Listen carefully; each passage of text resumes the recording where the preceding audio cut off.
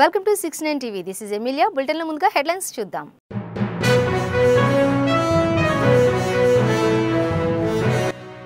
అమలు కాని హామీలిచ్చి కాంగ్రెస్ పార్టీ ప్రజలను మోసం చేస్తోంది. ఎల్కతుర్తి బీఆర్ఎస్ రజతోత్సవ సభలో నిప్పులు చెరిగిన మాజీ సీఎం కేసీఆర్.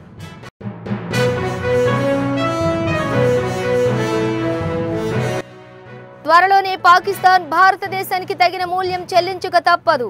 పహల్గాంలో జరిగిన ఉగ్రదాడిని హేయమైన చర్యగా అభివర్ణించిన ఎంపీ జీకే అరుణ.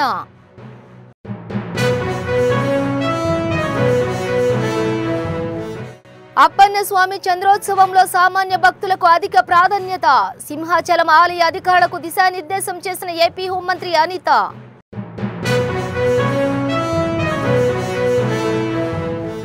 ఆగస్టు 20 నుంచి 24వ తేదీ వరకు ఒంగోలులో సిపిఐ రాష్ట్ర 28వ మహాసభలు.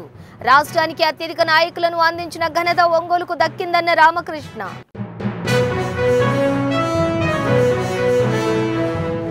ఇక డీటెయిల్స్ చూస్తే బీఆర్ఎస్ అధినేత కేసీఆర్ ఎల్కతుర్తిలో జరిగినటువంటి పార్టీ రజతోత్సవ సభలో కాంగ్రెస్ ప్రభుత్వంపై తీవ్ర స్థాయిలో ధ్వజమెత్తారు. ముఖ్యంగా పేదల ఇళ్లను కూల్చివేస్తున్న హైడ్రా ఏర్పాటును ఆయన తీవ్రంగా ఖండించారు. ఈ కూల్చివేతలపై మౌనంగా ఉండకుండా పోరాడాలని ఆయన ప్రజలకు, కార్యకర్తలకు పిలుపునిచ్చారు.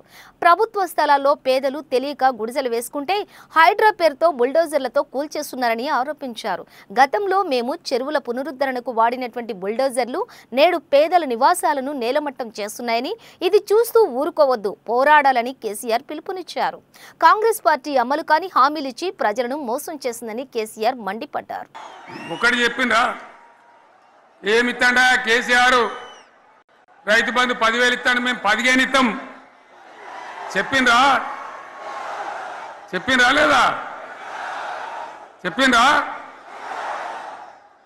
ఇచ్చుడు కాదు, చెప్పిండ్రా? 10,000కు 15,000 ఇస్తామని అన్నారా? కేసీఆర్ పెన్షన్లు 2,000 ఇస్తాడు, మేము 4,000 ఇస్తాం చెప్పిండ్రా? ఇంకేం చెప్పిండ్రు? కేసీఆర్ ఇంట ఇద్దరుంటే ఒకరికే ఇస్తాడు, మేము ముసలోనికి 2కి ఇస్తాం చెప్పిండ్రా లేదా అన్న? మీరు మధ్యన్నోళ్ళు చెప్తలేరు, చెప్పిండ్రా? హైదరాబాద్ సరూర్ నగర్ లోని అవేర్ కాలేజ్ ఆఫ్ నర్సింగ్ కళాశాలలో వార్షిక స్నాతకోత్సవం వేడుకను ఘనంగా నిర్వహించారు. ఈ కార్యక్రమానికి ఎంపీ డీకే అరుణ ముఖ్య అతిథిగా హాజరై విద్యార్థులకు నాయకత్వ లక్షణాల పట్ల పలు సూచనలు చేశారు. ప్రతి విద్యార్థికి ఎడ్యుకేషన్ అనేది చాలా ముఖ్యమని, అవేర్ సంస్థ నిర్వాహకులు గ్రామాల్లో, పట్టణాలలో విద్యతో పాటు అనేక సేవా కార్యక్రమాలు చేస్తున్నారని తెలిపారు. కాశ్మీర్ పహల్గాంలో పర్యాటకులపై జరిగిన ఉగ్రదాడి హేయమైన చర్య అని అన్నారు. పాకిస్తాన్ భారతదేశానికి తగిన మూల్యం చెల్లించక తప్పదని హెచ్చరించారు ఎంపీ డీకే అరుణ.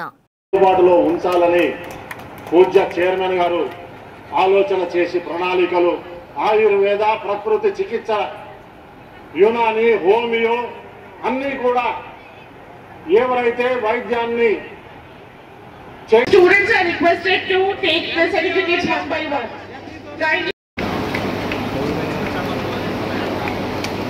Yes.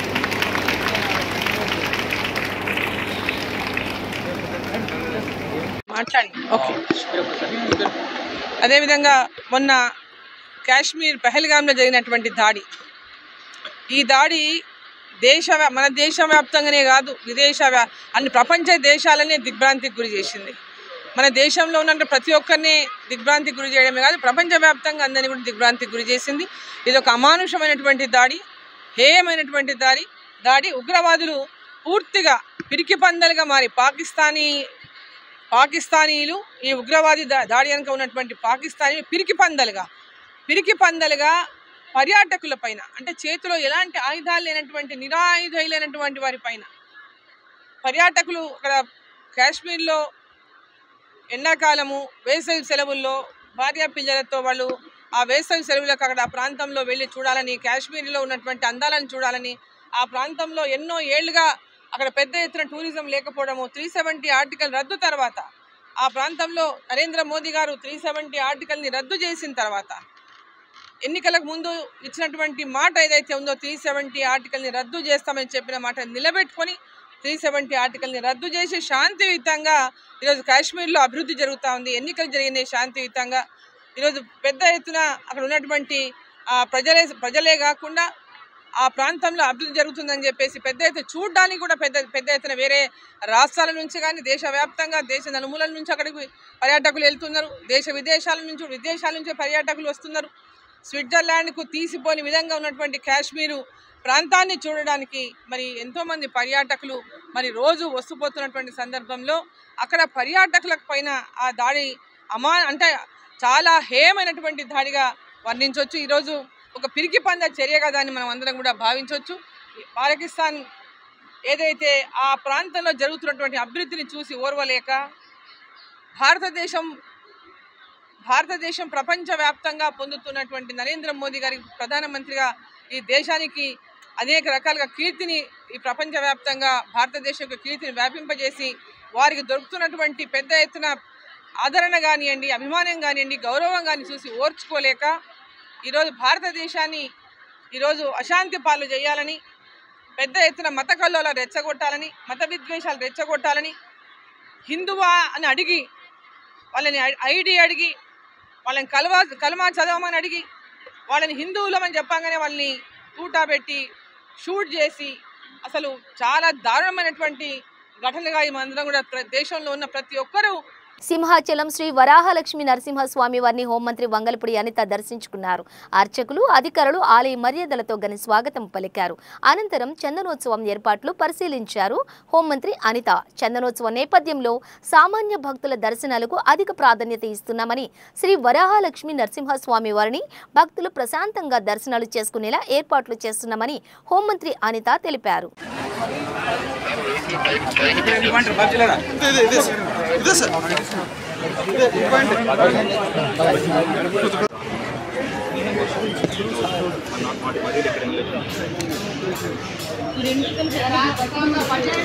ఇది అటు చివరి నుంచి తీసుకోవచ్చు. 300 ఆ చివరి నుంచి 1000 ఈ 9 సంబంధించిన వాళ్ళ నెంబర్స్ కూడా వీలైతే డ్రైవర్స్కి ఇచ్చేస్తారు. వాళ్ళు మనం క్వశ్చన్ చేస్తాం. ట్రాఫిక్ పోలీస్ మనం హ్యాండిల్ చేయాలి. వాకీ టాకీ క్వశ్చన్ చేస్తాం. లేదా బ్లడ్ డౌన్ అయితే ఇమీడియట్గా ఇన్ఫార్మ్ చేస్తాం. మనకి ఎగ్జిట్ చూపిస్తున్నాము. ఈ రూట్ ఇది ఆ చివరి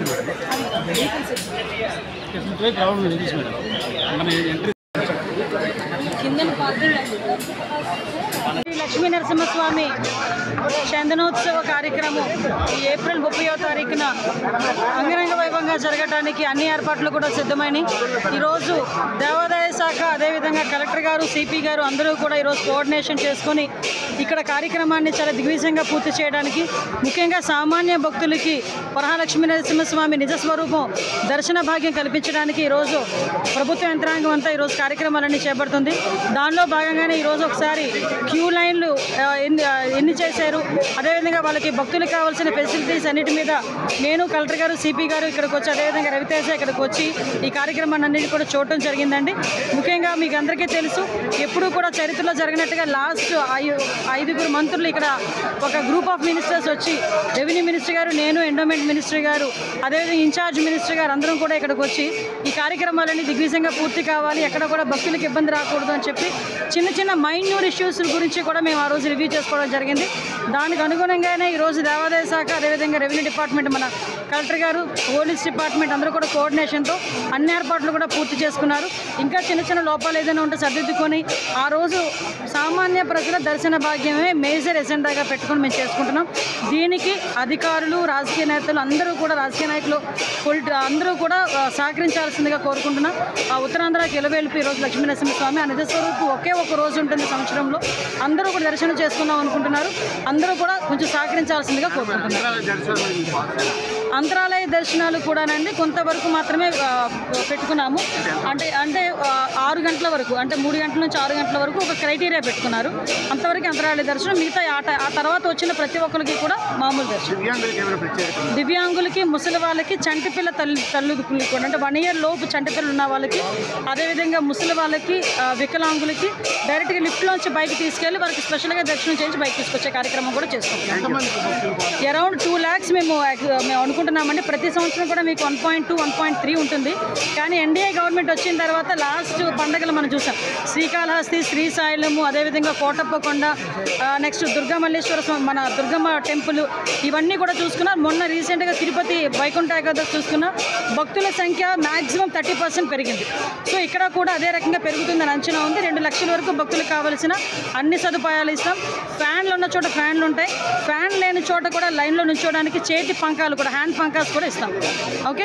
ఒంగోలులో ఆగస్టు 20 నుంచి 24వ తేదీ వరకు సిపిఐ రాష్ట్ర 28వ మహాసభలు నిర్వహించనున్నట్లు ఆ పార్టీ రాష్ట్ర కార్యదర్శి రామకృష్ణ చెప్పారు. శత జయంతి సందర్భంగా ఒంగోలులో జరిగే సిపిఐ రాష్ట్ర మహాసభలకు ఎంతో ప్రాముఖ్యత సంతరించుకుందన్నారు. రాష్ట్రానికి అత్యధిక నాయకత్వాన్ని అందించిన జిల్లా ప్రకాశం జిల్లా అని కొనియాడారు. గతంలో ఎన్నడూ లేని విధంగా దేశం సంక్షోభంలో ఉందన్నారు.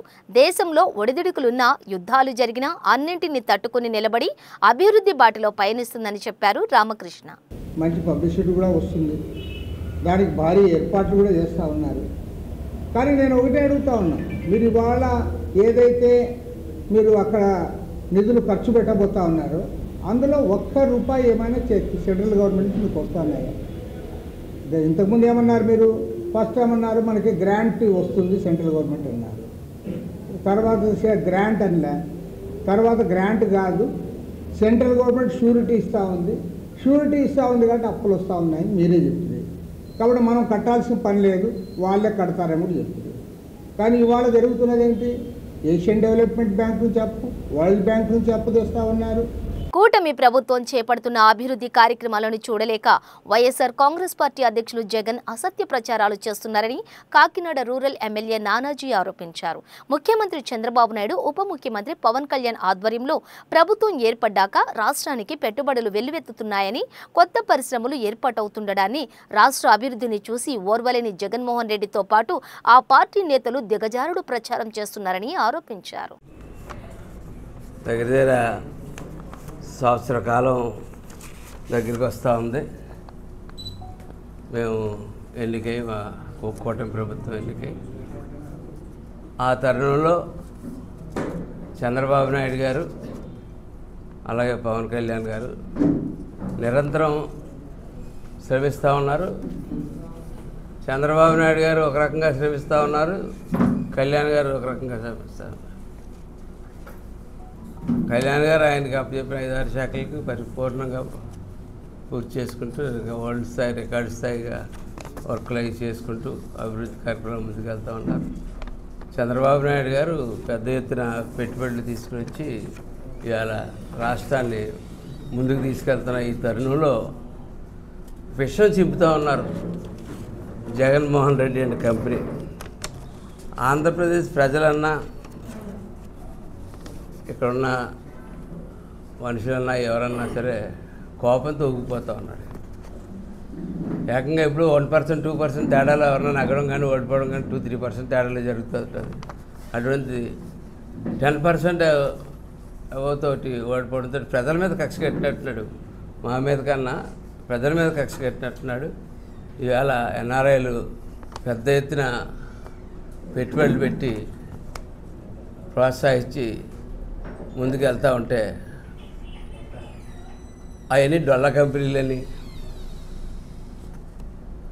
కంపెనీలు తీసుకొచ్చి ఎకరాలు భూములు ఇచ్చేస్తున్నారని, చౌకగా ఇచ్చేస్తున్నారని, దానివల్ల అభివృద్ధి కాదు కదా, ఈ కంపెనీలకి ఈ భూమి దారాదత్తం చేసేస్తున్నారని చెప్తా ఉన్నాడు.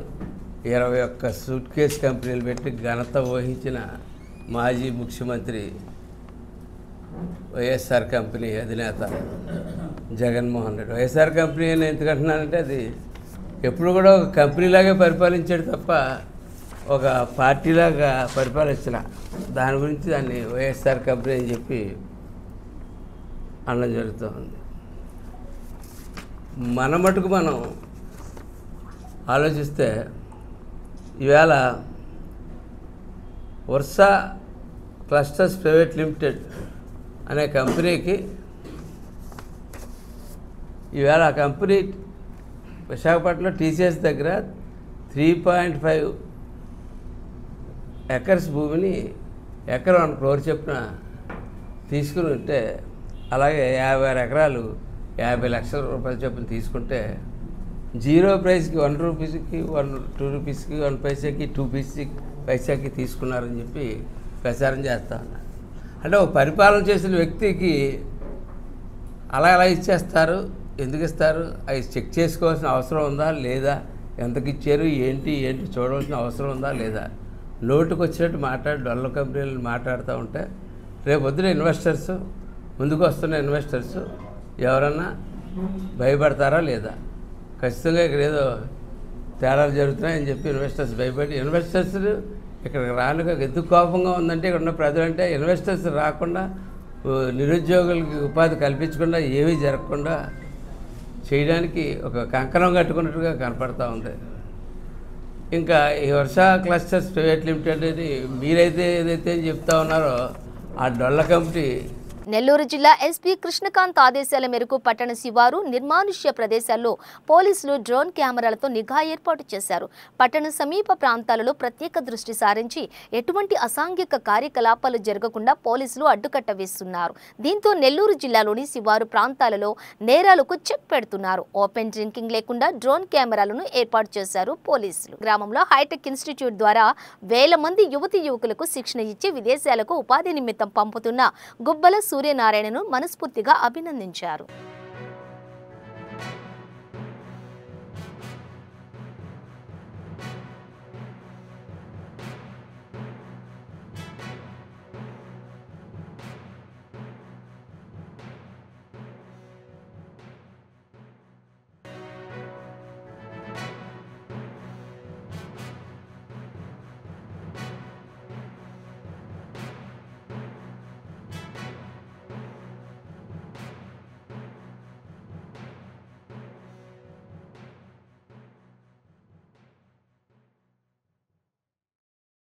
అమలాపురం పట్టణం కురసాలవారి వీధిలో జనవరి 12వ తేదీ రాత్రి గుర్తు తెలియని వ్యక్తులు ఇంటిలోనికి ప్రవేశించి యజమాని గదిలో నిద్రిస్తున్న సమయంలోని బీర్వాలోని బంగారు నగలు దొంగిలించుకుని పారిపోయారని జిల్లా ఎస్పీ కృష్ణారావు తెలిపారు. దీనిపై అమలాపురం పట్టణ పోలీస్ స్టేషన్లో కేసు నమోదు చేసి దర్యాప్తులో భాగంగా 3 ముద్దాయిలను అరెస్ట్ చేశామని ఎస్పీ చెప్పారు. నర్సారావుపేట మండలం పామిడిపాడు గ్రామానికి చెందిన జంగా వెంకట్రావు, రాజుపాలెం మండలం ఉప్పలపాడు గ్రామానికి చెందిన దమ్ము సుధాకర్, గుంటూరు అర్బన్ జిల్లాకు చెందిన కాట్ల కిషోర్ బాబును అరెస్ట్ చేసి వారి వద్ద నుంచి 40 లక్షల రూపాయలు విలువైన సొత్తు స్వాధీనం చేసుకున్నట్లుగా ఎస్పీ కృష్ణారావు తెలిపారు.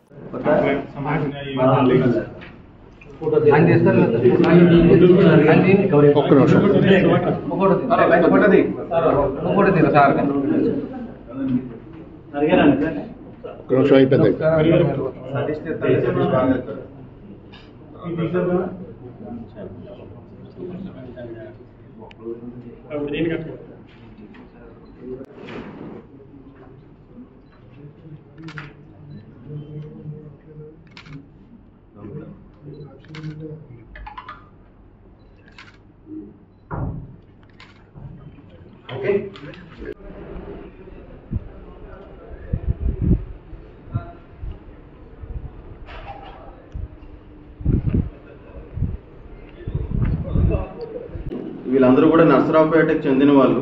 సో వీళ్ళు రెక్కీ చేసుకుంటూ ఉంటారు కొన్ని, అంటే వాళ్ళు నర్సరావుపేటలో అఫెన్స్ చేస్తే ఈజీగా దొరికిపోతారు, వాళ్ళకి అనుమానం వస్తుంది అని చెప్పి వారి జిల్లా వదిలేసి మిగతా జిల్లాల్లో రెక్కీ చేసుకొని అనుకూలంగా ఉన్న ఇంటి పైన ఎక్కడైతే మనకి ఈ విండో అండ్ డోర్ పక్కన ఉంటాయో అలాంటి ఇళ్ళని కొంచెం సెలెక్ట్ చేసుకొని నిర్మానుషంగా ఉంటే కొంచెం అటెంప్ట్ చేస్తూ ఉంటారు. సో అందుకని చెప్పి నర్సరావుపేట కాకుండా మిగతా అన్ని జిల్లాల్లో కూడా వీళ్ళు ఒక అఫెన్సులు మనకి కనిపిస్తూ ఉంటాయి. 6 మొబైల్ ఫోన్స్ని సీజ్ చేయడం జరిగింది. ప్రాపర్టీ వాల్యూ ఇప్పుడున్న లెక్క ప్రకారం తీసుకుంటే దాదాపు 40 lakhs వర్త్ ప్రాపర్టీ అవుతుంది.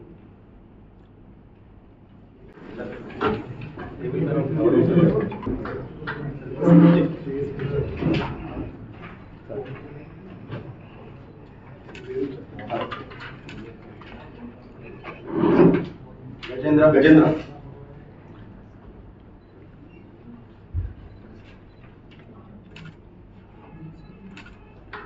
కిషోర్, సంపత్,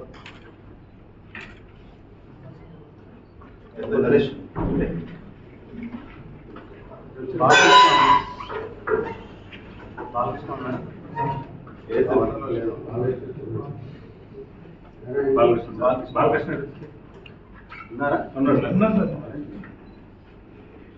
వెంకటరమణ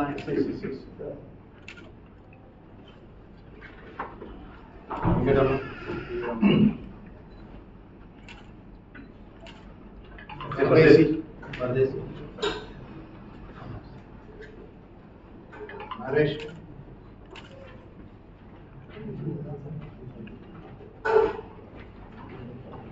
హరిబాబు పీసీ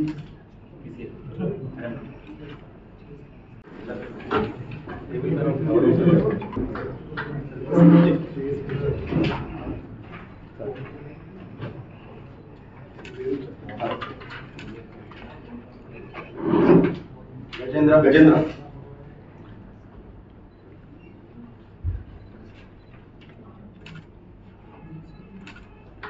కిషోర్ సంపత్ నరేష్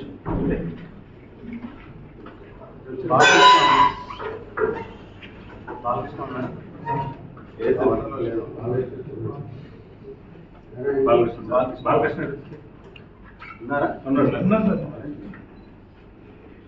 వెంకటరమణ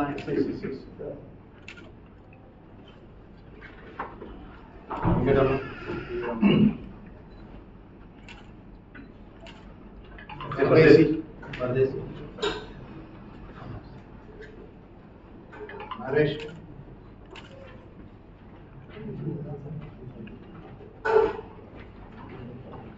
హరిబాబు పీసీ తిరుమల శ్రీవారిని సినీ నటుడు నాని దర్శించుకున్నారు. వేకువజామున శ్రీవారి సుప్రభాత సేవలో నటి శ్రీనిధి శెట్టితో కలిసి నాని పాల్గొన్నారు. టీటీడీ అధికారులు వారికి స్వాగతం పలికి దర్శన ఏర్పాట్లు చేశారు. ఆలయంలోకి వెళ్లి నాని శ్రీనిధి శెట్టి స్వామివారిని దర్శించుకుని మొక్కులు చెల్లించారు. అనంతరం టీటీడీ అధికారులు స్వామివారి తీర్థ ప్రసాదాలను అందజేశారు.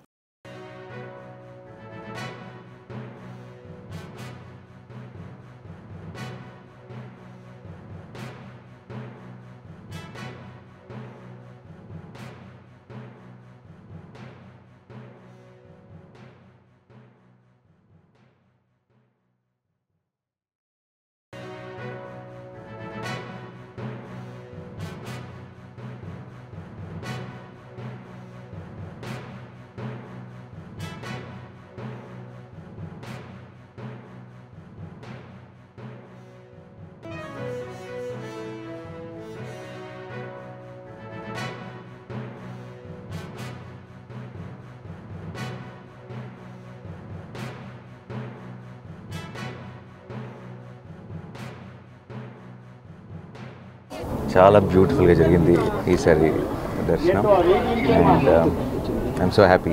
Thank you. బులెటిన్ ముగించే ముందు హెడ్లైన్స్ మరోసారి.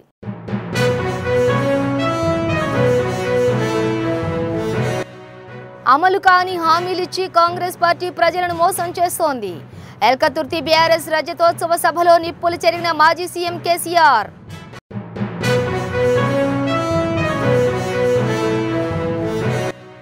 త్వరలోనే పాకిస్తాన్ భారతదేశానికి తగిన మూల్యం చెల్లించక తప్పదు. పహల్గాంలో జరిగిన ఉగ్రదాడిని హేయమైన చర్యగా అభివర్ణించిన ఎంపీ జీకే అరుణ.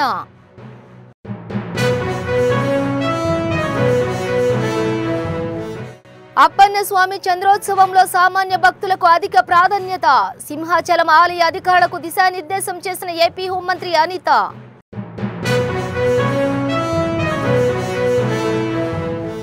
ఆగస్టు 20 నుంచి 24వ తేదీ వరకు ఒంగోలులో సిపిఐ రాష్ట్ర 28వ మహాసభలు. రాష్ట్రానికి అత్యధిక నాయకులను అందించిన ఘనత ఒంగోలుకు దక్కిందన్న రామకృష్ణ.